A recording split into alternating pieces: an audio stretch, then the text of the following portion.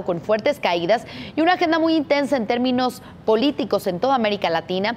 Esta mañana la Bolsa Mexicana de Valores inició operaciones con una ganancia de 0.28% con respecto al cierre de ayer. Nos vamos con los ganadores y perdedores de la sesión. Nos acompañan Almudena Ruiz, directora de gestión de renta variable en Finamex, y Belén Ulloa, analista senior de gestión de renta variable en Finamex. ¿Qué tal? Bienvenidas. Buenas tardes. Hola Susana, buenas tardes. Pues Almudena, el pasado 30 de marzo sabemos que empezaron las campañas electorales. ¿Cuál es el panorama macroeconómico hoy en México y cómo lo podemos comparar con respecto al escenario macro que veíamos en las elecciones del 2012 y del 2006? Pues mira, Susana, algunas variables que considero podrían ser interesantes analizar son el PIB, la inflación, la confianza del consumidor y la inversión. Con respecto al Producto Interno Bruto, el cuarto trimestre del 2017, el PIB en México creció 1.52%, que es menor al crecimiento que se tenía en los trimestres anteriores a las campañas electorales del 2006 y 2012, donde se veían crecimientos de entre 3 y 5%. Ahora, en relación a la inflación, en el 2017 en México la inflación fue de 6.77%, que es mayor a la inflación que se tuvo en el 2011, año anterior a las elecciones, y de 3.81, que fue de 3.81%, y en el 2005 de 3.33%.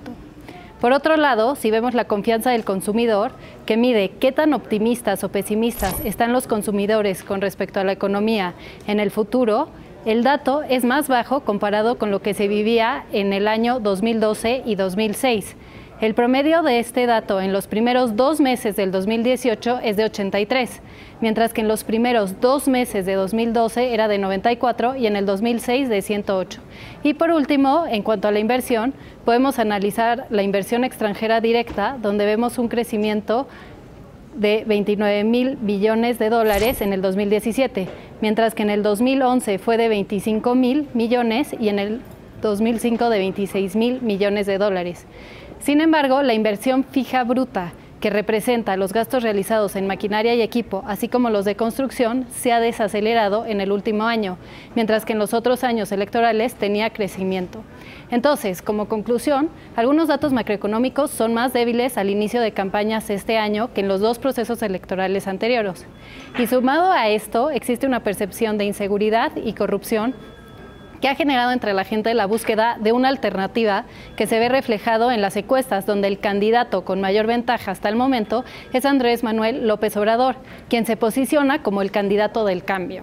Entonces, ante este contexto, Belén, ¿cómo se observa la volatilidad en el tipo de cambio a estas alturas en las elecciones presidenciales y en las del 2012, 2006 y del 2000?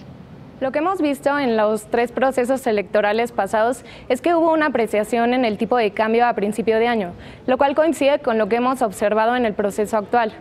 Lo que pasó después es que hubo una depreciación del tipo de cambio a medida que se aproximaba el día de la elección y luego hubo una notoria apreciación en el tipo de cambio después del resultado.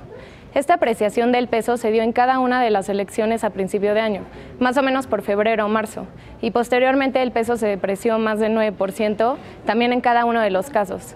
En el año 2000, el punto más alto del tipo de cambio fue a finales de junio, se depreció un 9.92%. En el 2006 fue a mitad de junio, se depreció un 10.04%, y en el 2012 el punto más alto fue en mayo, se depreció 14.46%.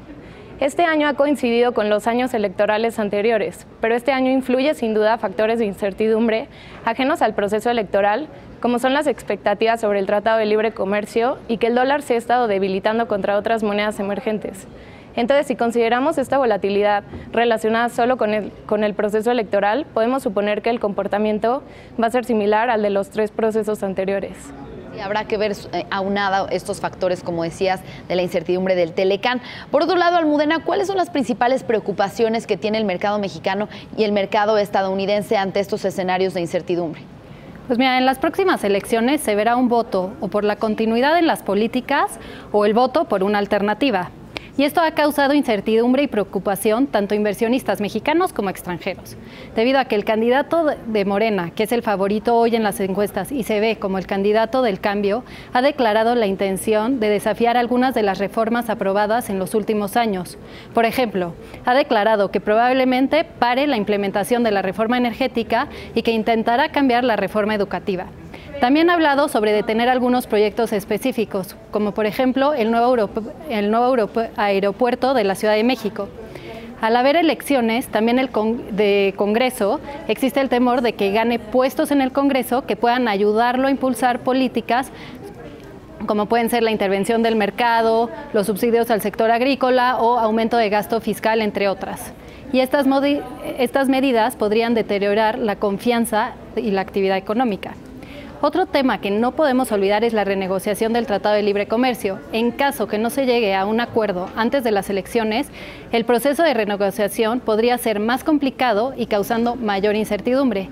Adicionalmente, después de las elecciones, en general hay un efecto negativo en la inversión, ya que la inversión pública empieza muy gradualmente y la inversión privada es menor hasta ver qué rumbo toma la administración, por lo que la economía podría empezar a desacelerarse.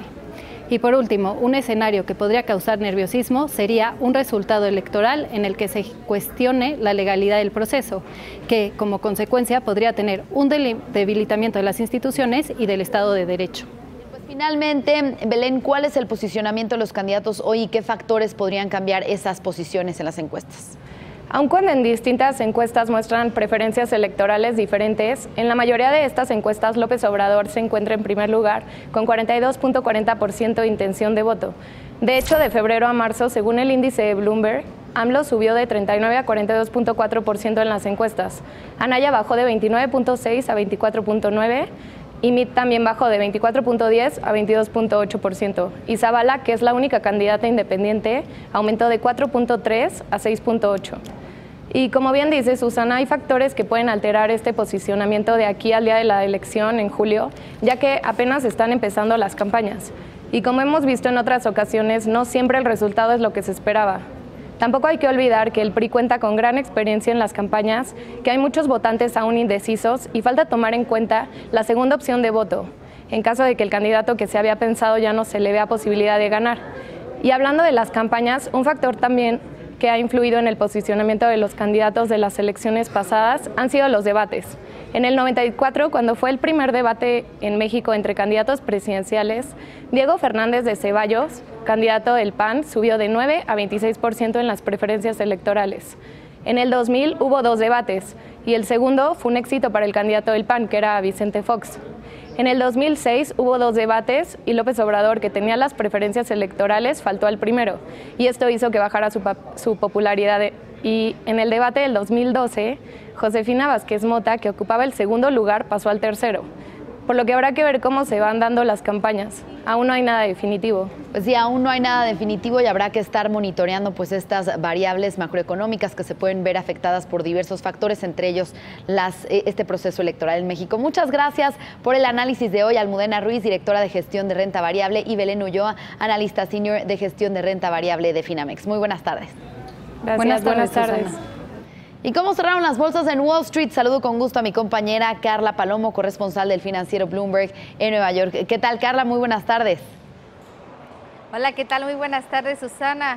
Wall Street finaliza al alza